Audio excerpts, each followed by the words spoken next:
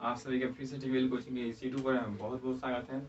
तो दोस्तों, जैसा कि हम लोग मैथ का प्रैक्टिस सेट करते आए हैं और अभी तक जो है हम लोग 22 प्रैक्टिस सेट को देख चुके हैं और ये जो है आपका मैथ का प्रैक्टिस सेट नंबर 23 होने वाला है।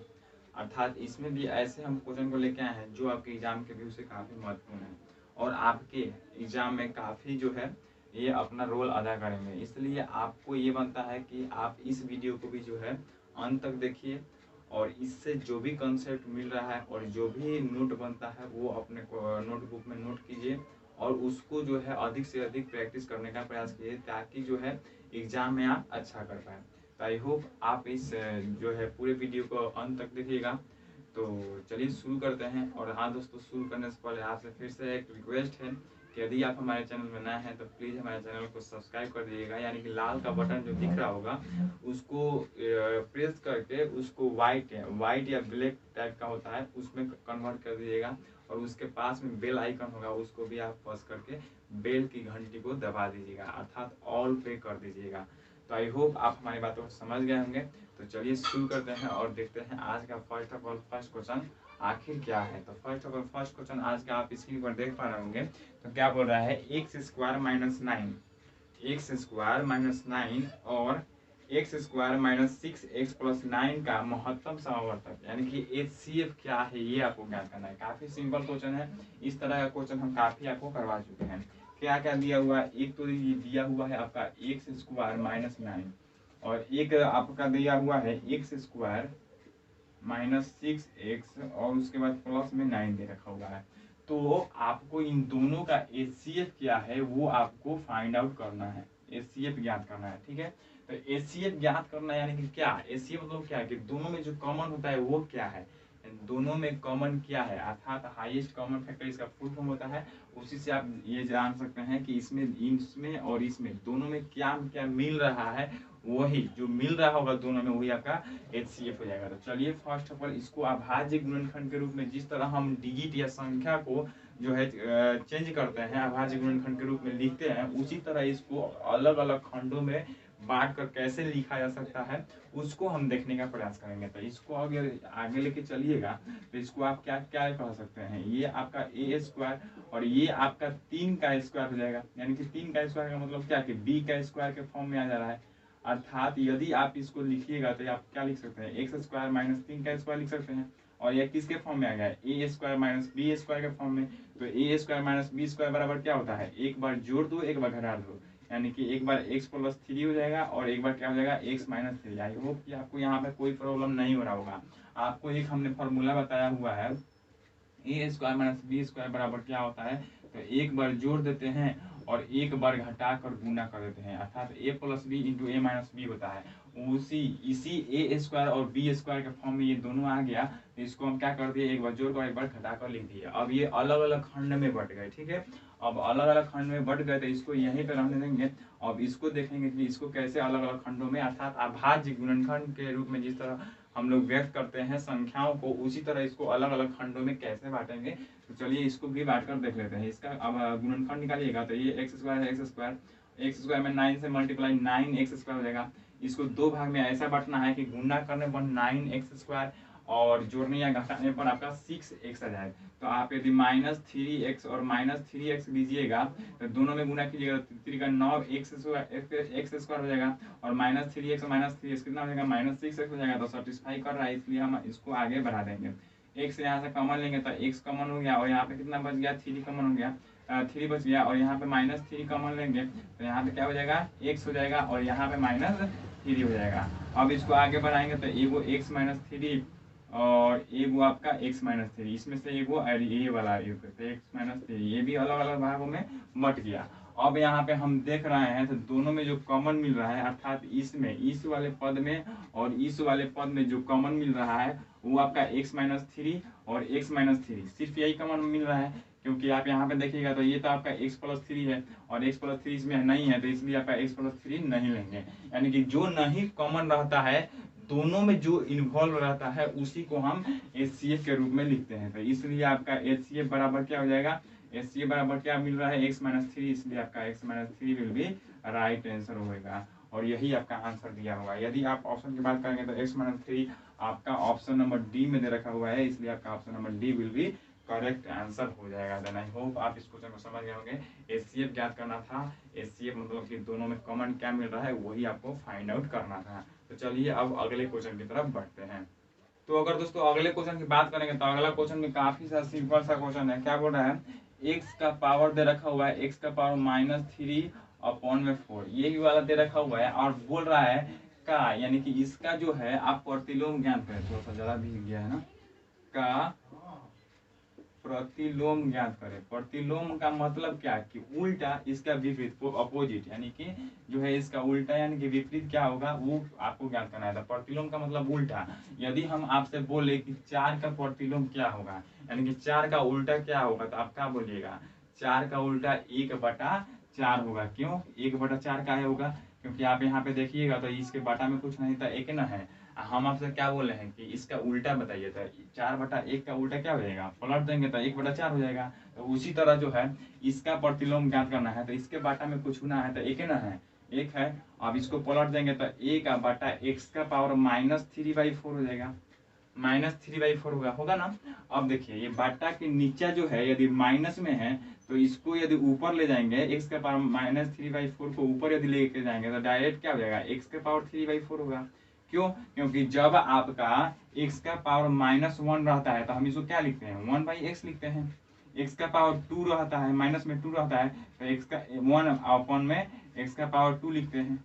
यदि x का पावर -3 रहता है तो क्या लिखते हैं, 1 में x का पावर 3 नहीं लिखते हैं, यानी कि माइनस हट जाता है। जब बाटा में ले जाते हैं तो माइनस हट जाता है, तो जब बाटा में माइनस में रहेगा तो ऊपर आएगा तो क्या हो जाएगा, प्लस में हो जाएगा। यदि आपको बोला जाए कि ये इसका प्रतिलोम बताया तो ये बाटा में जाएगा तो क्या होगा, x का पावर -3 हो जाएगा। तो उसी तरह यहाँ पे भी करना है। यदि आपका नीचे में माइनस में है, यदि आप इसको ऊपर लाना चाहेंगे तो ये माइनस हट जाएगा, सिर्फ आपका x का पावर 3/4 विल भी राइट आंसर के रूप में आएगा। और यदि आप ऑप्शन की बात करेंगे तो x का पावर 3/4 जो है बी नंबर ऑप्शन में दे रखा हुआ है, इसलिए आपका ऑप्शन नंबर बी विल भी करेक्ट आंसर हो जाएगा। तो देन आई होप आप इस क्वेश्चन को भी समझ गए होंगे। आपको किसी भी संख्या का प्रतिलोम ज्ञात करने के लिए बोलेगा तो उसके बाटा में 1 ले लेना है और जस्ट उसको उसके अपोजिट कर देना है, यानी कि पलट देना है। तो आपका 4 का प्रतिलोम 4/1 ले लेना है और इसका प्रतिलोम पूछेगा तो 1/4 हो जाएगा। इसी तरह इसका प्रतिलोम पूछ रहा था तो ये बाटा में चला जाएगा नीचा, तो ये नीचा चला गया तो नीचा भी चला गया और इसका पावर ऋणात्मक है तो चूंकि इसको हम ऊपर भेजेंगे तो ये धनात्मक हो जाएगा और पावर वही रहेगा, पावर वही, और सिर्फ इसका पावर का चिन्ह जो है वो आपका पॉजिटिव हो जाएगा अर्थात धनात्मक हो जाएगा। तो आई होप आप इस क्वेश्चन को भी समझ गए होंगे। तो चलिए नेक्स्ट क्वेश्चन की तरफ यानी कि 3rd नंबर क्वेश्चन की तरफ बढ़ते हैं। तो यदि दोस्तों अगले क्वेश्चन की बात करें तो अगला क्वेश्चन आप इसी पर देख सकते हैं। 3rd नंबर क्वेश्चन क्या बोल रहा है, आपको 1a/3 = b/4 और c/5 दे रखा हुआ है और सबको इक्वल करके देख रखा हुआ है। और आपको फाइंड आउट क्या करने के लिए बोल रहा है, आपको a रेशियो, b रेशियो और c रेशियो का मान जो है क्या है ये आपको बताने के लिए बोल रहा है। तो जब भी आपको दोस्तों इस तरह का क्वेश्चन दिखे, जब भी इस तरह का क्वेश्चन पूछे आपसे, हम एक्चुअली 20 सेट हो गया लेकिन इस तरह का क्वेश्चन अभी एक भी बताए नहीं है, तो ये थोड़ा सा इंपॉर्टेंट लग रहा है, बताने हेतु लग रहा है, इसलिए हम इसको थोड़ा सा विस्तार से जानने का प्रयास करेंगे। तो ये जो है जब भी इस तरह का क्वेश्चन पूछे तो आप क्या कर लीजिएगा, सबके बराबर में के मान लीजिएगा। क्या मान लीजिएगा, सबके बराबर में आप के मान लीजिएगा। अब सबके बराबर में के मान लीजिएगा तो आपका यहाँ पे देखिएगा तो a/3 बराबर भी तो के आएगा, यानी कि सबके बराबर में आप के माने हैं तो a/3 बराबर है b/4 के, बराबर है c/5 के और बराबर है के, तो ये भी तो इसके बराबर होगा, यानी कि ये जब इसके बराबर है तो ये इसके भी बराबर होगा और ये इसके भी बराबर होगा। तो ये आपका वो a/3 जो है के बराबर हो गया। और b/4 को देखेंगे तो b/4 भी क्या होगा, आपका के बराबर हो जाएगा। ओके, कि आप सबके बराबर में के आपको मानना है, तभी जाकर क्वेश्चन सॉल्व हो पाएगा। अब यहाँ पे c/5 आ रहा है तो c/5 भी जो है आपका क्या हो जाएगा, के बराबर होगा। अब क्या कर लीजिए, सबको 3 गुना कर लीजिए, इसमें 3 गुना करेंगे तो a बराबर आपका क्या हो जाएगा, 3k हो जाएगा, ठीक है। और b बराबर यहाँ पे क्या आ जाएगा, b बराबर 4k आ जाएगा, इसमें 3 गुना कर लेंगे तो क्या आ जाएगा, 4k हो जाएगा। और ये c बराबर क्या हो जाएगा, 5k आ जाएगा। अब आपसे पूछ क्या रहा है, a b c का रेशियो पूछ रहा है। तो यहाँ पे आप देखिएगा तो a का मान 3k है तो a की जगह पर 3k रख दीजिए और अनुपात का सिंबल है अनुपात का सिंबल। उसके बाद b के मान जो है 4k है तो 4k रख दीजिए, ऐसा अनुपात का सिंबल है अनुपात का सिंबल। और c के मान क्या है, c का मान क्या है 5k है तो 5k यहाँ पर रख लेते हैं। अब अनुपात में जो भी बराबर होता है उसको हम लोग क्या करते हैं, कैंसिल आउट कर देते हैं। तो यहाँ पे देखिए तो इसमें k है, इसमें भी k है और इसमें भी k है, तीनों के क्या हो जाएगा एक दूसरे से एक जो है कैंसिल आउट हो जाएगा। तो तीनों के को हम लोग कैंसिल आउट कर दिए, बचा क्या 3:4:5 आपको सिर्फ बचा और यही आपका सही उत्तर होगा। अर्थात ABC का रेशियो जो होगा वो आपका ABC का रेशियो जो होगा आपका 3, 4 और 5 के रेशियो में आएगा और यही आपका राइट आंसर होगा। तो जब भी आपसे क्वेश्चन पूछे आप क्या कर लीजिएगा, सबके बराबर में k मान लीजिएगा और बारी बारी से सबको k के बराबर करके अपना जो है ABC जो भी दे रखा होगा या फिर XYZ दे रखा होगा उन सबका मान ज्ञात कर लीजिएगा k के रूप में। अब जब k के रूप में ज्ञात हो जाएगा तो ABC यानी या फिर XYZ का रेशियो पूछेगा तो उसका रेशियो इस तरह आप मान रखकर k को कैंसिल आउट करके ज्ञात कर लीजिएगा। तो इस तरह आपका ज्ञात हो जाएगा रेशियो, ठीक है। और यदि आप सबका बात का निचोड़ लेकर देखें और चलें तो आपको यहाँ पे ये सिर्फ याद रखना होगा, सिर्फ डायरेक्ट आपको आंसर पिक करने के लिए कि आपको जब भी इस तरह का क्वेश्चन दिखे और सारे एक दूसरे के इक्वल हो तो आपसे पूछे कि ABC का रेशियो क्या है, AB और C का रेशियो क्या है, तो आप डायरेक्ट बोलिएगा क्या 3, 4, 5 क्या, यानी कि A के बटा में 3 है तो 3 हो गया, A के जगह पर B के बटा में 4 है तो B के जगह पर 4 हो जाएगा और C के बटा में 5 है तो C के जगह पर 5 ले लीजिएगा और यही आपका राइट आंसर होगा। देखिए तो यही राइट आंसर आया है कि नहीं, तो यही आया है यहाँ पे भी। तो यानी कि ये दोनों जो है आंसर सही ही आएगा, यानी कि आप इस तरह भी कीजिए तो उतना ही आएगा और इस तरह भी कीजिए तो उतना ही आएगा। तो आपको एग्जाम में थोड़ा सा कम समय मिल पाता है, इसलिए आप क्या कर लीजिएगा, जब भी इस तरह का क्वेश्चन पूछेगा आप k के बराबर मत कीजिएगा, डायरेक्ट उसके बाटा वाला जो होगा उसी को रेशियो में लिख दीजिएगा और वही आपका राइट आंसर के रूप में आ जाएगा। तो देन आई होप आप इस क्वेश्चन को भी समझ गए होंगे। तो चलिए अगले क्वेश्चन की तरफ बढ़ते हैं। तो दोस्तों यदि अगले क्वेश्चन की बात करें तो अगला क्वेश्चन आप इसी पर देख सकते हैं, क्या बोल रहा है कि यदि किसी वस्तु के अंकित मूल्य पर 10% कमीशन दिया जाता है, यानी कि छूट दिया जाता है, तो विक्रेता को 20% का लाभ होता है। कितना लाभ होता है, 20% का लाभ होता है। यदि कमीशन बढ़ाकर 15% कर दिया जाए तो लाभ प्रतिशत क्या होगा। तो फर्स्ट ऑफ ऑल आपको बोल रहा है कि अंकित मूल्य पर कमीशन कितना दिया जा रहा है, 10%। तो हम लोग मान लेते हैं अंकित मूल्य क्या है, अंकित मूल्य हम हमेशा मानते आए हैं, हम लोग क्या मानते आए हैं, अंकित मूल्य बराबर 100 रुपया। मान लेते हैं 100 रुपया उस वस्तु का अंकित मूल्य था, ठीक है, उस वस्तु का अंकित मूल्य 100 रुपया था।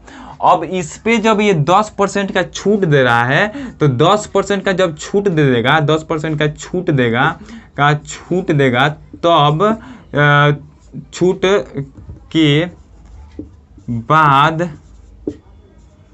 क्रय मूल्य क्या होगा, ये आप देखिए। यानी कि पहले अंकित मूल्य तो आप 100 रुपये मान लिए हैं और इसी पे 10% का छूट दे रहा है। क्या हो रहा है, 10% का छूट दे रहा है तो विक्रेता को 20% का लाभ होता है। तो 20% का लाभ अभी हम लोग नहीं सोचेंगे, लेकिन आप पहले यहाँ पे देखिए कि 10% का जब छूट देगा तब उस वस्तु का क्रय मूल्य कितना होगा, यानी कि उसका खरीदा हुआ मूल्य कितना होगा वो आप देखिए। तो यदि 10% का छूट देगा तो वस्तु का विक्रय मूल्य क्या हो जाएगा, विक्रय मूल्य, यहाँ पे विक्रय मूल्य होगा, सॉरी यहाँ पे क्रय मूल्य लिखा गया। तो यानी कि 10% छूट देने के बाद वो व्यक्ति उस वस्तु को कितना में बेचेगा, ये आप देखिए। तो यदि 100 रुपया का अंकित मूल्य था और इस पे 10% ये छूट दे दिया तो 100 का 10% छूट दिया, अर्थात 10 रुपया का कटौती कर दिया, 10 रुपया का कर दिया, कटौती कर दिया। यानी कि आप 100 में से 10 घटा लीजिएगा तो 90 रुपया में ये क्या हुआ, बेचा। विक्रय मूल्य क्या हुआ, 90 रुपया हुआ। यानी कि 10% जब छूट वो दे देता है तब विक्रय मूल्य कितना होता है, 90 रुपया। अब क्वेश्चन में क्या बोल रहा है कि जब बेच रहा है 10% की छूट पर दे रहा है तब उसपे 20% का लाभ होता है, यानी कि इस पे भी जो है 20% का लाभ हो रहा है। कितना, 20% का इस पे लाभ हो रहा है। तब अब यदि यहाँ से क्रय मूल्य आप ज्ञात करने का प्रयास कीजिएगा तो अकॉर्डिंग टू क्वेश्चन क्रय मूल्य आप ज्ञात करने का प्रयास कीजिएगा तो आपका कितना आ जाएगा, क्रय मूल्य हम लोग का कभी भी कितना होता है, 100% होता है, तो 100, ठीक है, 100 अगुने 100। अब बाटा में कितना परसेंट का लाभ हो रहा है, 20% का, तो 20% का लाभ होता है, हो रहा है, अर्थात 120 कितना हो जाएगा, बट्टा में हो जाएगा। कितना हो जाएगा, 120 आपका बट्टा में हो जाएगा। अब उसके बाद जो है कितना पर लाभ हो रहा है, 90 पर, तो 90 से गुना, 90 से गुना, क्रय मूल्य गुना 90 बटा 120 हो गया। है 0 से 0 कैंसिल, है 3 का 9, है 3 चौका 12, है 4 100 को कैंसिल करेगा 25 बार में, तो 25 तिहाई 75 जो है आपका क्या आएगा, क्रय मूल्य। कि वास्तव में वो वस्तु का क्रय मूल्य क्या था, वो आपका 75 रुपया आ गया। ठीक है, वास्तव में उस वस्तु का क्रय मूल्य कितना आ गया, 75 रुपीज आ गया। अब उसके आगे देखिएगा, आगे बोल रहा है लास्ट वाले स्टेप में कि यदि कमीशन बढ़ाकर 15% कर दिया जाए तो लाभ परसेंट क्या होगा। यानी कि कमीशन, वस्तु का जो कमीशन यहाँ पे 10% रह रहा था, अब यदि जो है कितना कर दिया जाए, 15% कर दिया जाए, तब लाभ कितना होगा। तो यदि आप 10 से 15% कमीशन कर रहे हैं, कमीशन पर अगर आप 10 से 15% कमीशन कर रहे हैं, तो 15% कमीशन पर क्या हो जाएगा आपका विक्रय मूल्य। विक्रय मूल्य क्या हो जाएगा आपका, 15% कमीशन पर आप 100 का पहले 15% निकालिए, तो 15% यानी कि 15 बटा 100, 100 से 100 कैंसिल, यानी कि 15 आपको माइनस करना होगा। अर्थात 100 में से आप क्या कर लीजिएगा, माइनस कर दीजिएगा 15, तो कितना आ जाएगा, 85। अर्थात अब जो विक्रय मूल्य आया वो 85 रुपया आया। अर्थात जो है जब वो 10% का छूट दे रहा था तो उस समय 90 रुपये में बेच रहा था, ठीक है। लेकिन अब यदि वो 15% का छूट देगा अंकित मूल्य पर, तब उसका जो विक्रय मूल्य आएगा वो 85 रुपये आएगा। तो अब पूछ रहा है कि अब इस विक्रय मूल्य पर उसे कितना लाभ होगा वो बताइए। तो आपको हमने बताया था लाभ परसेंट बराबर क्या होता है, लाभ गुना 100 बटा क्रय मूल्य, यही ना होता है, लाभ गुना 100 बटा क्रय मूल्य। तो अब आप यहाँ पे देखिएगा कि लाभ है क्या, तो लाभ होता कितना है, हो क्या रहा है, तो क्रय मूल्य 75 रुपये तो निकल गया आपका ना, क्रय मूल्य आपका 75 रुपये निकल गया। अब 15% का डिस्काउंट के लिए बोल रहा है, तो 15% का डिस्काउंट दे रहा है, तब बेच रहा है कितना में, 85 रुपये में। अर्थात खरीदा 75 रुपये में और बेच रहा है 85 रुपये में। खरीदा 75 बेचा 85, खरीदा 75 बेचा 85, खरीदा 75 बेचा 85, खरीदा 75 बेचा 85, अर्थात क रुपया बेसी में बेचा, 10 रुपया। तो लाभ बराबर आपका कितना आया, लाभ बराबर आपका कितना हो गया, लाभ बराबर 85 माइनस 75 कर दीजिए, तो कितना हो जाएगा, 10 रुपया। 10 रुपया आपका लाभ हो गया। तो लाभ के जगह पर 10 रुपया गुना 100 है, तो 100 बटा क्रय मूल्य का है 75 रुपया, तो 75 रुपया बाटा में हो गया। 25 से कैंसिल आउट होगा, 3 बार में 25 3 75 है, 4 बार में 25 चौका 100 और 3 से आपका कैंसिल आउट नहीं होगा कैंसिल आउट। तो कितना हो जाएगा, 10 चौका 40 बटा 3। इसको यदि पूर्णांक में चेंज कीजिएगा तो 39 1 बटा 3 क्या हो जाएगा, परसेंट। लाभ परसेंट पूछ रहा है, इसलिए आपका 13.1/3% विल बी राइट आंसर होगा। यदि ऑप्शन की बात करेंगे तो ऑप्शन नंबर सी में इसका दे रखा हुआ आंसर, इसलिए आपका option number C will be correct answer हो जाएगा। नहीं समझ में आया, एक बार और आपको बोल रहा था कि कोई व्यक्ति जो है वो अंकित मूल्य पर 10% का यदि डिस्काउंट दे रहा है तो उससे 20% का लाभ हो रहा है। यदि अब नेक्स्ट स्टेप में क्या बोल रहा है कि यदि वो 15% का डिस्काउंट देता तो अब उसको कितना लाभ परसेंट होता, वो आपको ज्ञात करने के लिए बोल रहा था। तो पहले तो हम लोग क्रय मूल्य मालूम होना चाहिए ना कि कितना क्रय मूल्य होगा। तो फर्स्ट ऑफ ऑल आप क्या मान लीजिए कि अंकित मूल्य आपका 100 रुपया हो गया। अंकित मूल्य हमेशा आप 100 रुपये मान के चलिएगा, ठीक है। जब भी आपको क्वेश्चन में अंकित मूल्य वगैरह नहीं दे रखा होगा, आप क्या मान लीजिएगा, 100 मान लीजिएगा, ठीक है। तो अंकित मूल्य हम लोग 100 रुपये मान लिए। अब इस पे बोल रहा है 10% का छूट दिया जा रहा है, तो 10% का जब छूट दीजिएगा तो बेचिएगा कब, कितना में, तो वही आपको विक्रय मूल्य निकालना है। तो 10% का छूट देंगे तो अर्थात 10 रुपये की कमी करेंगे, तो 10 रुपये में से कमी कर देंगे, यानी कि 90 रुपया जो है आपका विक्रय मूल्य आ गया, 90 रुपया विक्रय मूल्य आ गया। अब क्वेश्चन में बोल रहा था कि 90 रुपया पर आपको 20% का लाभ हो रहा है, 90 रुपया पर। तो 90 रुपये पर जब 20% का लाभ हो रहा है तो आप जब क्रय मूल्य निकालिएगा तो क्रय मूल्य बराबर क्या हो जाता है, क्रय मूल्य बराबर 100 गुना लाभ, विक्रय मूल्य बाटा में लाभ प्लस 100, लाभ कितना 20% आप प्लस में 100 तो 120 हो गया बाटा में। यानी कि आप ये लेके चलिए कि 100 गुने जो विक्रय मूल्य होगा वो 90 आप बाटा में कितना परसेंट का 20% का तो 120 हो जाएगा। लाभ होता है तो जोड़ देते हैं 100 में, जो है हानि होता है तो 100 में से घटा लेते हैं तो लाभ हो रहा है, इसलिए आपका बटा में 120 हो गया।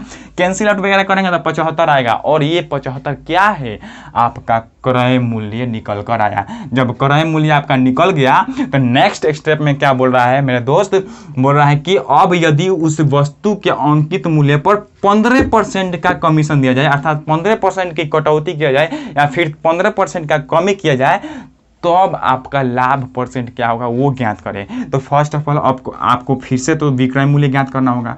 15% के कमी पर फिर से तो विक्रय मूल्य ज्ञात करना होगा ना। जब तक विक्रय मूल्य ज्ञात नहीं होगा तब तक लाभ कैसे ज्ञात करेंगे? क्यों? क्योंकि यहाँ पे यदि लाभ ज्ञात कीजिएगा तो लाभ बराबर क्या होता है विक्रय मूल्य से माइनस क्रय मूल्य। तो विक्रय मूल्य जब नहीं ज्ञात होगा तब माइनस कैसे करेंगे? तो विक्रय मूल्य निकालना आवश्यक है, तो इसलिए आप विक्रय मूल्य निकालिएगा। तो विक्रय मूल्य बराबर क्या हो जाएगा, आपको कितना परसेंट का जो है कमी करने के लिए बोल रहा है 15%। तो 15 यानी कि 15 माइनस करना पड़ेगा 100 में से, तो 100 में से 15 घटाएंगे तो 85 हो जाएगा, अर्थात 85 रुपये में अब वो वस्तु बिकेगा।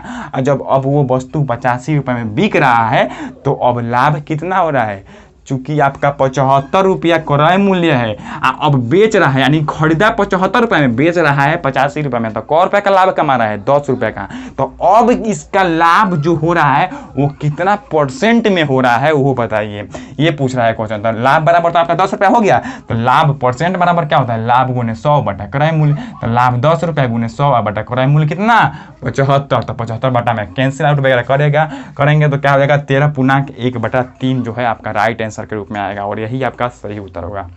तो काफ़ी इंपॉर्टेंट क्वेश्चन था, इसलिए थोड़ा सा इसको जो है हम लॉन्ग समय ले लिए, यानी कि लंबा समय लिए। तो चलिए अब अगले क्वेश्चन की तरफ बढ़ते हैं और देखते हैं 5 नंबर क्वेश्चन क्या बोल रहा है। तो दोस्तों यदि अगले क्वेश्चन की बात करें तो अगला क्वेश्चन आप स्क्रीन पर देख सकते हैं। क्या बोल रहा है कि 20 लड़कों की औसत आयु 14 वर्ष है, ठीक है। अगला स्टेप में बोल रहा है कि एक 16 वर्षीय लड़के के छोड़कर जाने तथा उसके स्थान पर नए लड़के के आने से उनकी औसत आयु 13.8 वर्ष हो जाती है। तो नए लड़के की आयु कितनी है ये बताइए वर्ष में, ठीक है। तो पहले आपको दे रखा हुआ है क्या कि 20 गो लड़का है, लड़का कितना है, लड़का 20 गो पहले था।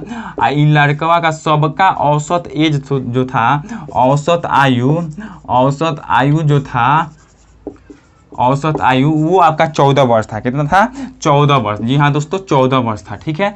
अब क्या बोल रहा है कि एगो 16 वर्ष का लड़का जो है माइनस हो जाता है, यानी कि चला जाता है और इसके स्थान पर एगो नया लड़का आ जाता है। यानी कि जो है हमें से एगो लड़का जाता है और फिर एगो लड़का आ जाता है, यानी कि लड़का तो अब फिर 20 गो है, यानी कि अभी भी जो लड़का है वो भी 20 गो है। यानी कि एगो लड़का जो है x माइनस हो जाता है, यानी कि चला जाता है, और एगो लड़का जो है मान लेते हैं वो x था वो आपका आ जाता है, यानी कि प्लस हो जाता है, ठीक है।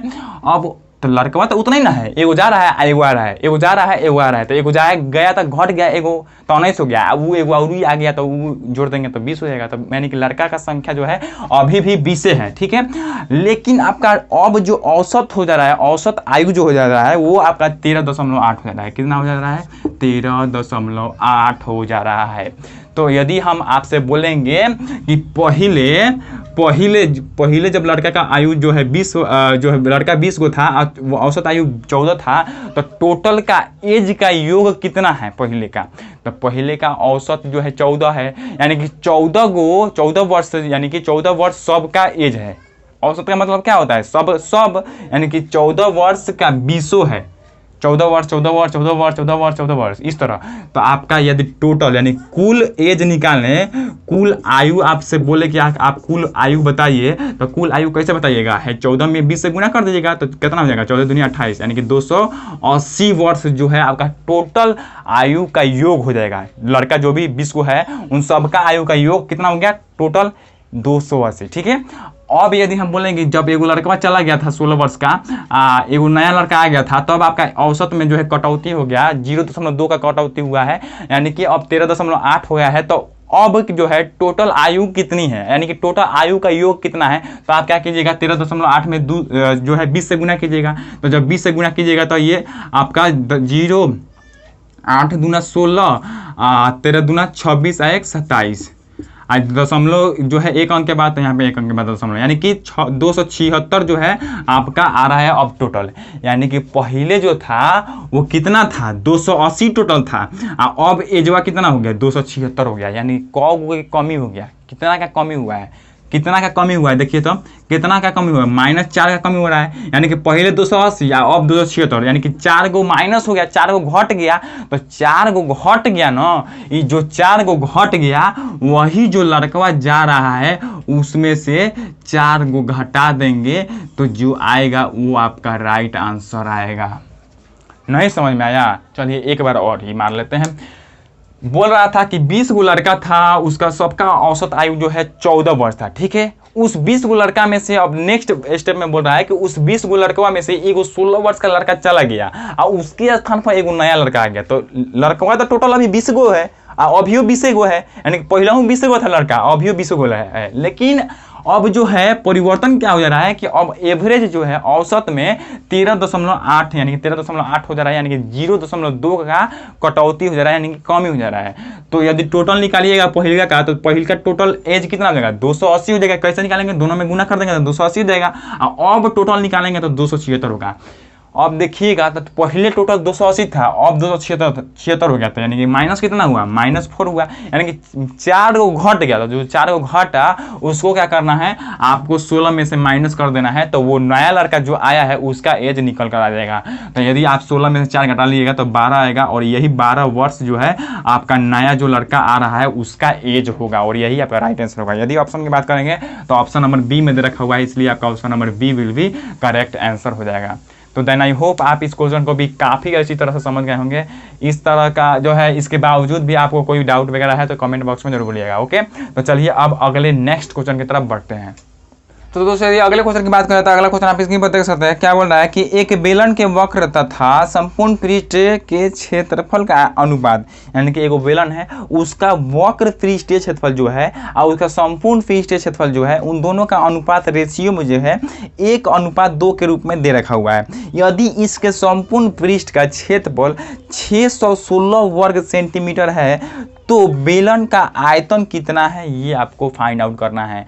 बेलन का आयतन कितना है ये आपको फाइंड आउट करना है। आपको जो है क्षेत्रफल जो है संपूर्ण पृष्ठ का क्षेत्रफल दे रखा हुआ है 616। तो पहले आपको क्या दे रखा हुआ है, बेलन का वक्र पृष्ठीय क्षेत्रफल, बेलन का वक्र पृष्ठीय क्षेत्रफल, ठीक है। अब बट्टा यानी कि इसका अनुपात में है, अब बट्टा बेलन का संपूर्ण पृष्ठीय क्षेत्रफल, इन दोनों का अनुपात दे रखा हुआ है। क्या दे रखा हुआ है, 1:2 के रूप में दे रखा हुआ है। तो क्या हो जाएगा, 1/2 हो जाएगा। यही ना होता है अनुपात में, तो 1/2 हो गया। अब हम आपसे पूछेंगे कि बेलन का वक्र पृष्ठीय क्षेत्रफल क्या होता है। तो याद है तो ठीक है, ना याद है तो जाके मेंसुरेशन वाला क्षेत्र मिथि वाला जो फॉर्मूला हम आपको रटवाए हैं वो वाला वीडियो जाके देखिए, ठीक है। वो काफ़ी महत्वपूर्ण वीडियो है, उसमें आपको ये बताया गया है कि कैसे कौन सा फार्मूला होता है, कैसे कौन सा फार्मूला बनता है। तो जाके उसको जरूर देखिएगा, यदि नहीं देखे हैं तो, देखे हैं तो आपको जो है एक्चुअली में कंफर्म है कि आपको याद होगा। तो बेलन का वक्र पृष्ठीय क्षेत्रफल क्या हो जाएगा, क्या होता है 2πr/h, क्या होता है 2πr/h। अब बेलन का संपूर्ण पृष्ठीय क्षेत्रफल की बात करें तो क्या होता है 2πr/r+h, क्या होता है 2πr/r+h। अब बराबर में क्या हो जाएगा 1/2, 1/2 हो गया।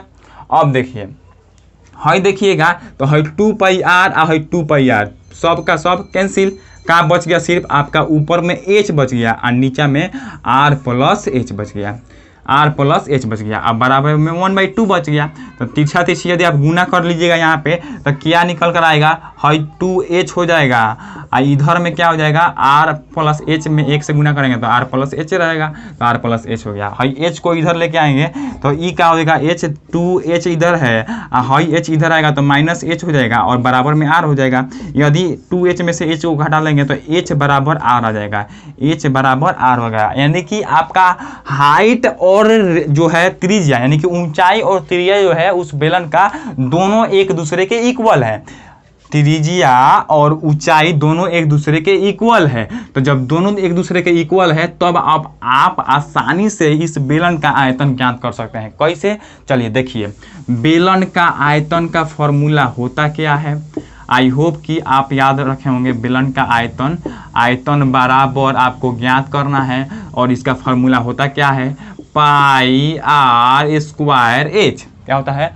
पाई आर स्क्वायर एच। तो पाई का वैल्यू क्या रखेंगे, पाई का मान 22/7 रखेंगे। आर का जगह पे यदि आप देखेंगे तो आर यहाँ पे कहाँ है आर, हाँ आर बराबर इतना, एक नंबर इक्वेशन देख लेते हैं। और आर बराबर यहाँ पे क्या है, एच है, और एच बराबर आर है। तो यहाँ पे आप यदि देखेंगे तो एच और आर दोनों एक दूसरे के इक्वल है। तो है तो एगो आर स्क्वायर हईले है, ठीक है, आर स्क्वायर हईले है गुना में हो एच तो जो है आर के बराबर ना है, एच जो है आर के बराबर है। तो यहाँ से आप क्या मान निकाल लीजिएगा, आर निकाल लीजिएगा। यानी कि एच बराबर क्या रख दीजिएगा, आर रख दीजिएगा। क्या रख दीजिएगा, आर रख दीजिएगा। तब आप यहाँ पे और इसको आगे बढ़ाइएगा तो ये कितना आ जाएगा, यहाँ पे ये कितना आ जाएगा, ये 22/7 और गुना में कितना हो जाएगा आपका आर स्क्वायर का क्या हो जाएगा, आर क्यूब हो जाएगा। तो आप दोस्तों यहाँ पे देखिएगा तो पाई का मान तो 22/7 रख दिए हैं, आर क्यूब हो गया। लेकिन अब आर का तो मान आपको फाइंड आउट होना चाहिए, लेकिन आपको फाइंड तो आउट नहीं है, यानी कि आपको मालूम नहीं है आर का मान। तो आर का मान आप आसानी से ज्ञात कर सकते हैं। कैसे? आपको संपूर्ण पृष्ठीय क्षेत्रफल बेलन का दे रखा हुआ है। क्वेश्चन में देखिएगा तो बेलन के संपूर्ण पृष्ठीय क्षेत्रफल आपको 616 दे रखा हुआ है। यानी आपका बेलन का संपूर्ण पृष्ठीय क्षेत्रफल होता कितना है, संपूर्ण पृष्ठीय क्षेत्रफल का फॉर्मूला यहाँ पे लिखवाया है 2πr × r + h। तो बेलन का संपूर्ण पृष्ठीय क्षेत्रफल आपका क्या हो जाएगा, 2πr × r + h। और ये किसके बराबर हो जाएगा, 616 ही ना है, जी हाँ दोस्तों 616 के बराबर हो जाएगा। तो 616 के बराबर हो गया। अब यहाँ पे देखिएगा तो यहाँ पे 2 है तो 2 पाई का मान 22/7 हो जाएगा।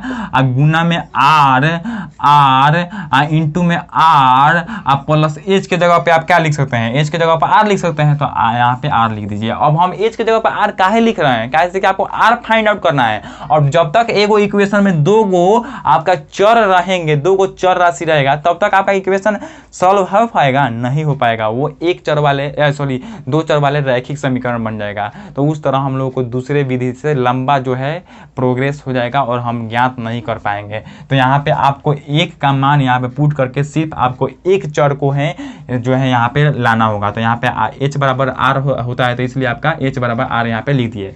होता नहीं है लेकिन यहाँ पे आपका इक्वेशन टाइप से, यानी कि इस अनुपात से आपका h बराबर आर आया है, ठीक है। तो यहाँ पे आप देखिएगा तो इसकी सबके बराबर कितना है, 616 है, 616 हो गया। अब यहाँ पे देखिएगा तो 2 कितना बार में काट देगा इसको, कितना बार में, 2 3 6 0 8, यानी कि 308 बार में कैंसिल आउट हो जाएगा। अब यहाँ पे देखिएगा तो 22 11 से कैंसिल आउट होगा, तो 11 दूना 22 है, 11 से कैंसिल आउट होगा, 3 7 8, तो कितना बार में कैंसिल आउट होगा, 11 दूना 22 11 8 88, यानी कि 28 बार में कैंसिल आउट होगा। 2 से 28 14 बार में कैंसिल आउट हो जाएगा। आई होप कि आप यहाँ पे अंडरस्टैंड कर पा रहे होंगे। हो गया, 14 बार में कैंसिल आउट हो गया। अब यहाँ पे देखिएगा तो हई आर है, हई आर प्लस एच है, ठीक है। तो यहाँ पे कितना निकल कर आएगा आप देखिएगा तो यहाँ पे सिर्फ बाटा में 7 बचा है। तो हई देखिएगा तो हई आर हई आर कितना हो जाएगा, 2r हो जाएगा।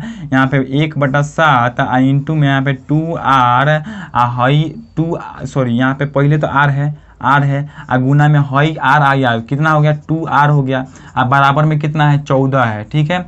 अब देखिए यहाँ पे हई 7 को इधर लेके भेज दीजिए तो हई कितना हो जाएगा, आर स्क्वायर हो जाएगा। तो आर स्क्वायर बराबर यानी कि 2r स्क्वायर बराबर कितना हो जाएगा, हई 14 से जो है गुना हो जाएगा 7 में, तो कितना हो जाएगा, 14 7 98, 14 7 98 के बराबर आ जाएगा। यानी कि 2r स्क्वायर बराबर 98, या फिर ये 2 से काटिए 98 को तो कितना बार में, 49 बार में कैंसिल आउट हो जाएगा। तो आपका आर स्क्वायर बराबर कितना आ गया, 49 आ गया। तो यहाँ से अभी आर इक्वल टू ज्ञात कीजिएगा तो ये स्क्वायर है, इधर जाएगा तो रूट अंडर चढ़ जाएगा। तो 49 का वर्गमूल कितना होता है, 7 होता है। तो आर बराबर 7 आ जाएगा। यानी कि आप यहाँ से संपूर्ण पृष्ठीय क्षेत्रफल से आप क्या कर लिए, आर का भी मान मान यहाँ पे फाइंड आउट कर लिए। जब r का भी मान फाइंड आउट हो गया तब आप क्या करिए, यहाँ पे r का मान पुट कर दीजिए, आपका आंसर आ जाएगा। तो 22/7 है तो 22/7 और r का मान कितना आया, 7 है, 7 आया है तो 7 गुना 7 गुना 7, यानी कि 7 को 3 बार लिखकर गुना करना है। तो 7 गुना 7 गुना 7 हो गया, 7 से 7 एगो कैंसिल आउट हो जाएगा।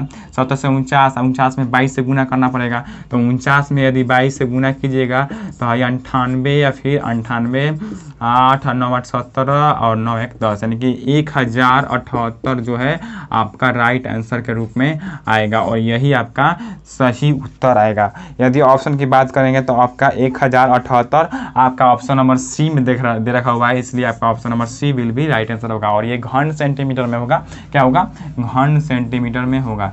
ठीक है, तो यानी कि आयतन आपको ज्ञात करना था, इसलिए आपका आयतन क्या होता है, घन सेंटीमीटर में, इसलिए आपका घन सेंटीमीटर में हो गया। तो आई होप आप इस क्वेश्चन को समझ गए होंगे। एक बार और इसको समझाने का हम प्रयास करते हैं। आपको बेलन का वक्र पृष्ठीय क्षेत्रफल और संपूर्ण पृष्ठीय क्षेत्रफल का अनुपात दे रखा हुआ था 1:2। तो यदि आप इसको अनुपात को छोड़कर भिन्न में लिखिएगा तो इस तरह भी आप इसको लिख सकते हैं। ठीक है, अनुपात को इस तरह भी लिखा जा सकता है। अब यहाँ पे बेलन का वक्र पृष्ठीय क्षेत्रफल होता कितना है, तो 2πr/h, और बेलन का संपूर्ण पृष्ठीय क्षेत्रफल कितना होता है, तो 2πr/r+h होता है। और इसके बराबर क्या हो गया, आपका 1/2 हो गया। अब यहाँ पे आप देखिएगा तो 2πr दोनों नीचे ऊपर कैंसिल आउट हो जाएगा, बचा क्या, h और बटा में r+h। तो यदि तिरछी गुना कीजिएगा तो तिरछी गुना करने के बाद आपका क्या आ रहा है, h बराबर r आ जा रहा है। जब h बराबर r आ जा रहा है तो यदि आपको क्वेश्चन में बेलन का आयतन पूछ रहा है तो बेलन का आयतन बराबर क्या होता है, πr² होता है, πr² होता है। पाई का मान 22/7, r² और यदि आप यहाँ पे देखिएगा तो h बराबर कितना है, r है, h बराबर r आया है तो h के जगह पे आप क्या रख सकते हैं, r रख सकते हैं। तो आपका यहाँ पे कितना आया, यानी कि 22/7 गुने r3, यानी कि r² में r से गुना हो जाएगा तो कितना होगा, r3 हो जाएगा। अब तो आपको r का मान ज्ञात करना होगा, तब ही जाकर आपका बेलन का आयतन जो है मालूम हो पाएगा, अन्यथा आप मालूम नहीं कर सकते हैं। तो यदि आपको r का मान ज्ञात करना है तो आप क्या कर सकते हैं, आपका क्वेश्चन में एक पॉइंट और दे रखा हुआ है कि संपूर्ण पृष्ठीय क्षेत्रफल जो है आपका 616 सेंटीमीटर दे रखा हुआ है स्क्वायर, यानी कि संपूर्ण पृष्ठीय क्षेत्रफल आपको 616 दे रखा हुआ है। तो संपूर्ण पृष्ठीय क्षेत्रफल का फॉर्मूला क्या होता है, आपका 2πr/r+h, और ये संपूर्ण पृष्ठीय क्षेत्रफल और हाइयो संपूर्ण पृष्ठीय क्षेत्रफल दोनों एक दूसरे के इक्वल हो जाएंगे। जब दोनों एक दूसरे के इक्वल हो गए तो क्या कर देंगे, आगे इसको बनाएंगे तो 2 पाई का मान 22/7 हो गया, इंटू में r, और r है तो r, h का मान बराबर कितना है, h बराबर r है, इसलिए आप h के जगह पे r रख दीजिएगा। तो h के जगह पे r काहे लिए रखिएगा, कैसे कि यहाँ पे 2 को चर आ जाएगा, यदि तो 2 को चर आ जाएगा तो ये आपका एगो इक्वेशन बन जाएगा, आपका सॉल्यूशन नहीं हो पाएगा, यानी कि आपको एक ही चर में इसको कन्वर्ट करके लिखना होगा। तो यहाँ पे r के ही फॉर्म में सबको हम लोग ला दिए और बराबर में 616 इसको काट कूट किए तो यहाँ पे 1/7 r × 2r आया और ये बराबर में कितना आया, 14 के बराबर। तो यहाँ पे देखेंगे तो 2r² बराबर कितना होगा, 98 आ जाएगा, 2 से 98 कटेगा कितना में 49 बार है, तो r² बराबर आपका 49 आ जाएगा। और यहाँ से यदि स्क्वायर इधर भेजेंगे तो √अंडर हो जाएगा, और √अंडर यानी कि √49 बराबर क्या होता है, 7 होता है। तो यहाँ पे r बराबर 7 आ गया। जब r का मान 7 आ गया तो यहाँ पे डायरेक्ट r का मान पुट करेंगे तो 7 को 3 बार लिखकर गुना करेंगे और उस तरह इसको सॉल्व करेंगे, गुना करेंगे तो 1078 विल भी राइट आंसर होगा। देन आई होप आप इस क्वेश्चन को काफ़ी अच्छी तरह से समझ गए होंगे। तो चलिए अब नेक्स्ट क्वेश्चन की तरफ बढ़ते हैं। तो दोस्तों यदि अगले क्वेश्चन की बात करें तो अगला क्वेश्चन आपका क्या बोल रहा है, यदि नेक्स्ट क्वेश्चन यानी कि 7 नंबर क्वेश्चन है, बोल रहा है कि यदि जो है कुछ दे रखा हुआ है आपका 3 दे रखा हुआ है और स्टार का यानी कि सिंबल दे रखा हुआ है, उसके बाद प्लस में क्या दे रखा हुआ है, यहाँ पे स्टार रख देते हैं स्टार, और उसके बाद प्लस में स्टार 3 प्लस स्टार और 1 दे रखा हुआ है, और इक्वल टू में आपको 1002 दे रखा हुआ है, यानी 1002 दे रखा हुआ है। और बोल रहा है क्या कि स्टार के स्थान पर क्या होगा, यानी कि यहाँ पे आपको स्टार का मान ज्ञात करना है कि आखिर स्टार का मान क्या होगा। तो यदि आप मेरे दोस्त देखेंगे तो हई एगो आपका संख्या है, हई पूरा एगो संख्या है, हई पूरा संख्या है और हई एगो पूरा संख्या है, तीनों को जोड़ रहा है तो आपका 1002 आ रहा है। कितना आ रहा है, 1002 आ रहा है। और आपको बोल रहा है कि स्टार का मान जो है क्या होगा, यानी कि आपका सबका मान जब 1002 के बराबर है तो आप यदि देखिएगा तो इकाई स्थान को सिर्फ लीजिएगा तो इकाई स्थान को जोड़िएगा तो 1 और 3 कितना हो जाएगा 4 हो जाएगा। और 4 में कितना जोड़िएगा 4 और फिर जोड़िएगा ना तो जोड़िएगा तो क्या है स्टार है, तो स्टार यानी कि स्टार प्लस 4 आ रहा है। 4 में कितना जोड़िएगा कि आपका इकाई का स्थान 2 देगा। 4 में कितना हो जोड़िएगा तो इकाई का स्थान कितना आना चाहिए आपका 2 आना चाहिए। तो 4 में कितना जोड़िएगा कि इकाई का स्थान 2 आएगा। तो आप देखिएगा तो 4 में 1 जोड़िएगा तो 5 ही आएगा, 4 में 2 जोड़िएगा तो 6 आएगा, 3 जोड़िएगा तो 7 आएगा, 4 जोड़िएगा तो 8 आएगा, 5 जोड़िएगा तो 9 आएगा, 6 जोड़िएगा तो 10 आएगा, 7 जोड़िएगा तो 11 आएगा। यदि 8 जोड़िएगा यहाँ पे तो 8 जोड़िएगा 4 में तो 8 4 12 आएगा, तो 12 का 2 आप लिखिएगा यहाँ पे, यही लिखिएगा। यदि 9 को जोड़िएगा तो 9 4 13 3 आ जाएगा। यदि 10 को जोड़िएगा तो वो तो अलग आ जाएगा, यानी कि 14 जाएगा। 10 जोड़िएगा तो इसमें तो 4 हो जाएगा। तो इस तरह यहाँ पे नहीं आएगा, सिर्फ आप यदि 8 जोड़ेंगे तो अभी आपका 4 यहाँ पे आएगा। तो इसका यानी कि आपका हज के स्थान पर यानी कि ये स्टार जो दे रखा हुआ है, स्टार का सिंबल, इस स्टार के जगह पर क्या रखना होगा 8 रखना होगा। तो जब स्टार के जगह पर 8 रख देंगे तो हम सब स्टार के जगह पर अब 8 रख कर देखते हैं कि आपका आंसर आ रहा है कि ना। तो आपका क्या बन गया, एक 38 बन गया, एक 38 बन गया, और एक बन गया 83, और एक बन गया 881। 881 आप तीनों को जोड़कर देखिए क्या 1002 के बराबर आ रहा है। अगर आएगा तो सही है, अन्यथा गलत है। और यहाँ पे भी यदि आप देखेंगे तो यहाँ पे से ही जो है आप आंसर मार सकते हैं, लेकिन थोड़ा सा हम इसको सेटिस्फाई हो जाते हैं, इसको सॉल्व करके यानी कि इसको प्रूव कर लेते हैं कि सही में सही है या गलत है। 8 3 11 1 12 के 2, 8 3 11 3 8 11 11 8 21 21 सॉरी 8 8 16 16 3 19 19 1 हासिल 20 20 का 0 हाथ में 2, 8 हासिल 2 कितना हो जाएगा 10 हो जाएगा। 1002 आ रहा है, यानी कि आपका सेटिस्फेक्शन सही है, यानी कि आपका प्रूफ हो गया कि ये जो है आपका स्टार के जगह पर 8 ही आएगा। तो यहाँ पे आपका 8 विल बी राइट आंसर होगा, यानी कि आपका ऑप्शन की बात करें तो ऑप्शन नंबर सी जो है करेक्ट आंसर होगा। देन आई होप आप इस क्वेश्चन को भी काफ़ी अच्छी तरह से समझ गए होंगे। तो चलिए नेक्स्ट क्वेश्चन की तरफ बढ़ते हैं। तो दोस्तों यदि 8 नंबर क्वेश्चन को आप स्क्रीन पर देख पा रहे होंगे तो क्या बोल रहा है कि यदि ए बी सी डी और ई 5 क्रमागत विषम संख्याएं हो, ठीक है, 5 क्रमागत विषम संख्याएं हो तो उनका औसत क्या होगा। तो पहले हम आपको यदि बोलें कि पहला विषम संख्या क्या है, तो पहला विषम संख्या आप क्या कहिएगा कि सर पहला विषम संख्या हम 3 मान लेते हैं। तो हम बोलेंगे कि 3 से लगातार विषम संख्या, यानी क्रमागत मतलब क्या होता है लगातार।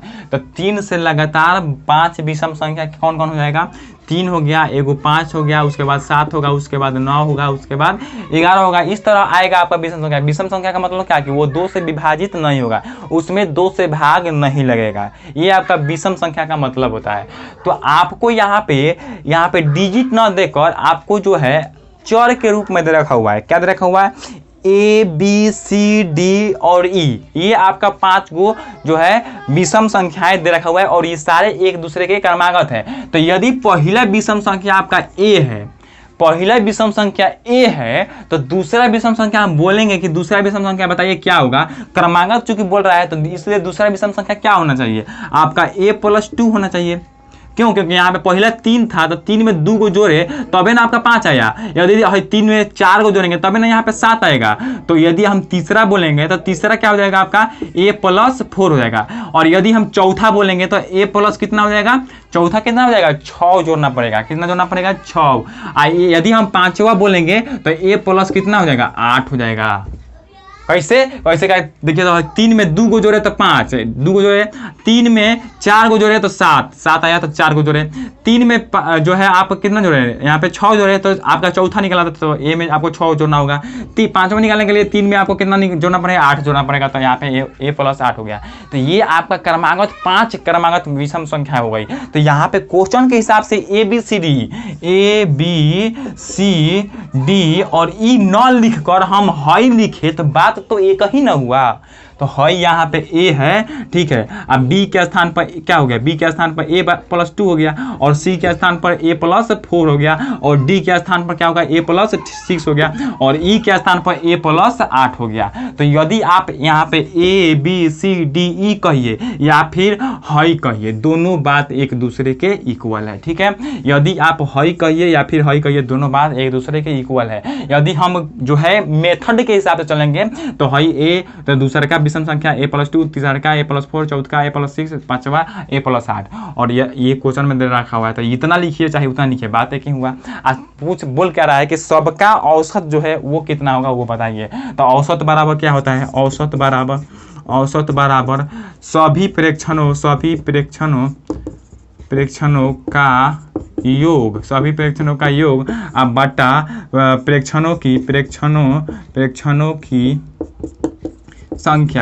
की संख्या, आखिर प्रेक्षण कितना है वो, यानी कि प्रेक्षणों की संख्या बटा में हो जाएगा। तो सभी प्रेक्षणों का योग कितना हो जाएगा, आप है सबको ऐड कर लीजिए, सबको जोड़ लीजिए। तो सबको जोड़िएगा तो a plus a+2 plus a+4 plus a+6 plus a+8 हो गया।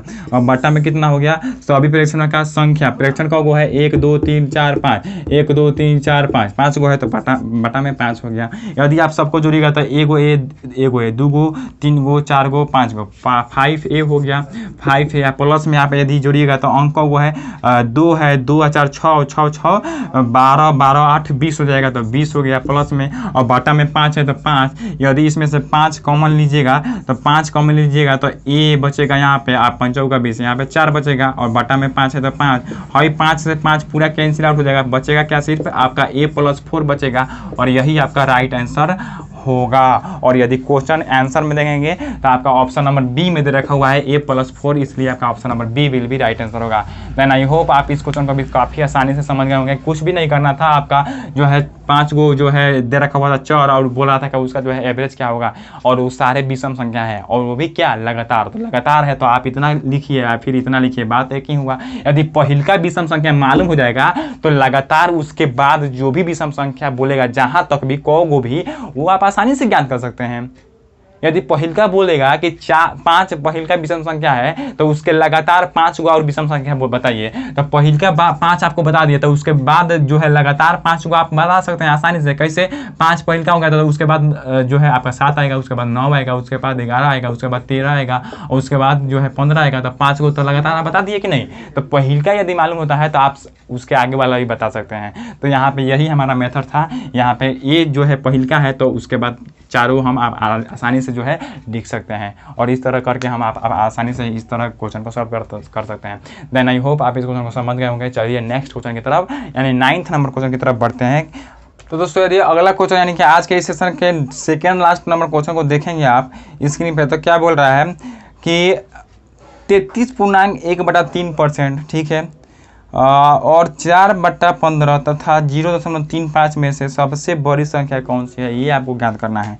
आपको दे रखा हुआ है क्या, 33 सही 1/3%, ठीक है, परसेंट में है, और उसके बाद 4/15, और उसके बाद 0.35 दे रखा हुआ है, 35 दे रखा हुआ है, और बोल रहा है कि इसमें से सबसे बड़ी संख्या जो है वो कौन सी है वो बताइए। तो फर्स्ट ऑफ ऑल हम लोग इन सबको जो है एक फ्रैक्शन के रूप में चेंज कर लेते हैं, सबको फ्रैक्शन के रूप में चेंज कर लेते हैं, जिससे हम लोगों को चीज़ें आसान हो जाए, यानी कि पहचानने में कि कौन बड़ा है और कौन छोटा है। तो यदि फ्रैक्शन में चेंज कीजिएगा तो 33.3/1/3 का क्या लिख सकते हैं, 33 में 3 से गुना कीजिएगा तो 33 तिहाई 99, और 99 1 100 अब बटा में 3 है, और परसेंट है तो परसेंट को हटाइएगा तो 1/100 से गुना करना पड़ेगा, तो 1/100 हो गया। और 4/15 है, 4/15, ठीक है, और 0.35 है, ठीक है, 0.35 है। दशमलव कितने अंकों के बाद है, 2 अंक के बाद है, इसलिए आप बटा में 100 लीजिएगा तो दशमलव क्या हो जाएगा, उड़ जाएगा, अर्थात 35/100 लिख दीजिए आप उसके जगह पर। अब देखिएगा तो 100 से 100 इसमें कैंसिल आउट हो जाएगा, क्या बचेगा इसमें, इसका जो है फ्रैक्शन आपका 1/3 आ गया, इसका फ्रैक्शन जो है 4/15 यानी कि 4/15 है, और इसका फ्रैक्शन कितना आ जाएगा, काटिएगा तो 5 7 35, 5 से इसको काटिएगा तो 20, यानी कि 7/20 आ गया, ठीक है।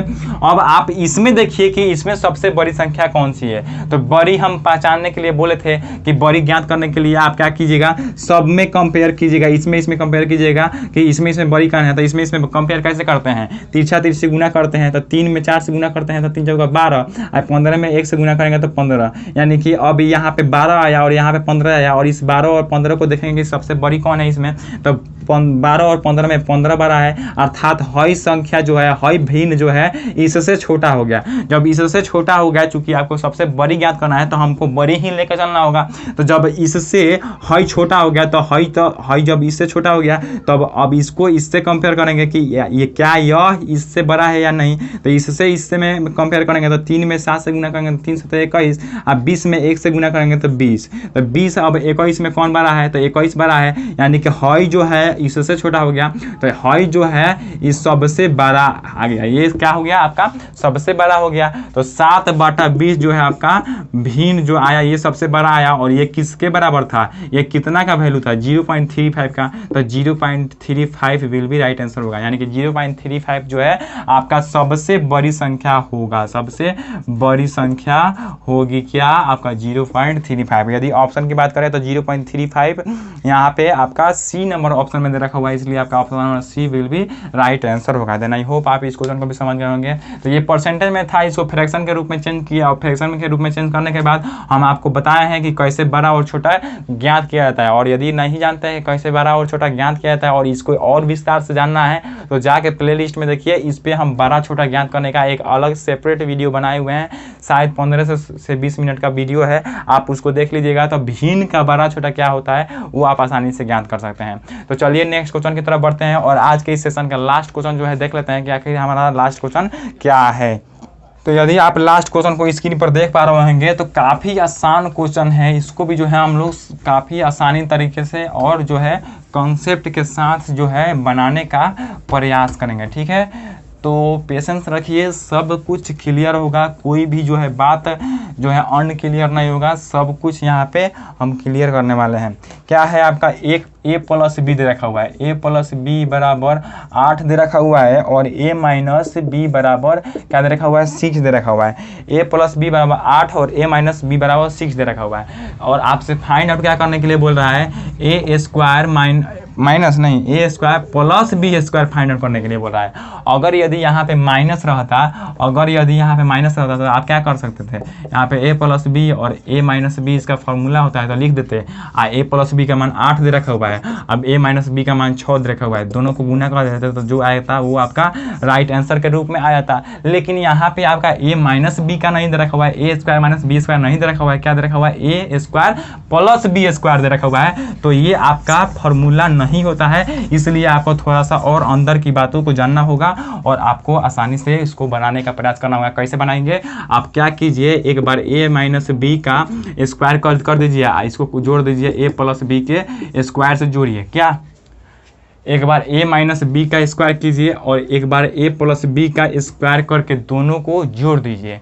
अगर दोनों को जोड़िएगा तो आप क्या पाइएगा 2 into a square plus B square पाइएगा। नहीं बुझाया क्या पाइएगा, नहीं बुझाया तो चलिए इसको बना लेते हैं। तो यदि आप a माइनस बी का स्क्वायर कीजिएगा तो a square plus B square minus 2a भी आएगा, ये फॉर्मूला होता है। और प्लस का सिंबल है प्लस का सिंबल, यदि a प्लस बी का होल स्क्वायर कीजिएगा तो a square plus B square और प्लस में 2a भी आएगा, फॉर्मूला है। अब यहाँ पे 2ab प्लस में है 2ab माइनस में कैंसिल आउट हो जाएगा। अब देखिएगा तो यहाँ पे a स्क्वायर क्या हो जाएगा 2a स्क्वायर हो जाएगा, और b स्क्वायर क्या हो जाएगा 2b स्क्वायर हो जाएगा। यदि 2 को कॉमन कर लीजिएगा तो 2 कॉमन होगा तो क्या हो जाएगा a square plus b square हो जाएगा, यही बचेगा। तो यहाँ पे 2 into a square plus b square आ रहा है, तो यही तो हम बात यहाँ पे लिख रहे थे, यानी कि a माइनस बी का होल स्क्वायर कीजिएगा और प्लस में a प्लस बी का तो आपका क्या आता है 2 इंटू में a square plus B square, यही ना आता है, यही आता है। और आप यहाँ पे निकाल कर भी देख लिए, जब इतना ही आता है तो अब आप क्या कर दीजिए, आपको चूंकि निकालना है a square plus B square का मान। अब आप कहेंगे कि आप यहाँ पे इतना ये वाला काहे लेकर चलिए और इस तरह काहे लेकर चलिए, चले तो यहाँ पे आप देखिएगा तो इस तरह आप लेकर चलिएगा तो यहाँ पे a माइनस बी का मान दे रखा हुआ है 8 और a प्लस बी का मान दे रखा हुआ है 6, और यहाँ पे इसका मान रखकर आप आसानी से a square plus B square का मान ज्ञात कर सकते हैं। कैसे, अब कैसे देखिए, a square a minus B का होल स्क्वायर है प्लस ए प्लस बी का होल स्क्वायर है, और बाटा में है 2 गुना में है, इधर आ जाएगा बाटा में आ जाएगा, और क्या हो जाएगा ए प्लस बी का होल स्क्वायर। अगर यदि हम सबका मान इस पर यहाँ पे पुट कर दें तो आपका ए स्क्वायर प्लस बी स्क्वायर निकल जाएगा। तो यहाँ पे ए माइनस बी का मान क्या है 6 है, तो 6 रख दीजिए, तो 6 का स्क्वायर, आप प्लस में ए प्लस बी का मान क्या है 8 का स्क्वायर हो गया, बाटा में 2 है तो 2, ये क्या है किसके बराबर है ए स्क्वायर प्लस बी स्क्वायर के बराबर है। फिर थोड़ा सा इसको और आगे बढ़ाइएगा तो यहाँ पे हम लिख देते हैं तो 6 का स्क्वायर कितना हो जाएगा 36, 8 का स्क्वायर 64, और बाटा में 2, 36 से 64 जोड़ देंगे तो कितना हो जाएगा 100 हो जाएगा, और 100 बटा 2 कितना के बराबर 50 के बराबर, यानी कि 100 को 2 काटेगा कितना बार में 50 बार में, और यही 50 जो है ए स्क्वायर प्लस बी स्क्वायर का मान होगा, वैल्यू होगा, और यही आपका राइट आंसर होगा। यदि आप ऑप्शन की बात करेंगे तो ऑप्शन नंबर बी में दे रखा हुआ है आपका 50, इसलिए आपका option number B will be right answer होगा। देन आई होप आप इस क्वेश्चन को भी समझ गए होंगे। तो यहाँ पे आपको इस तरह जो है थोड़ा सा कंसेप्ट को लेकर साथ में चलना पड़ेगा, तभी जो है आप आसानी से और काफ़ी जल्दी क्वेश्चन को बना पाइएगा। तो ये जो था आपका इस सेशन का लास्ट क्वेश्चन था। तो आई होप आपको ये भी सेशन बहुत अच्छा लगा होगा और इससे आपको काफ़ी अधिक जो है कंसेप्ट हासिल हुए होंगे। तो आपसे एक रिक्वेस्ट है कि यदि आप हमारे चैनल पर नए हैं तो प्लीज़ चैनल को सब्सक्राइब कर दीजिएगा और अधिक से अधिक लोगों में प्रयास कीजिएगा शेयर करने के लिए, ठीक है। तो आज का सेशन का अंत यहीं पे करते हैं, मिलते हैं अगले वीडियो में। जय हिंद, धन्यवाद।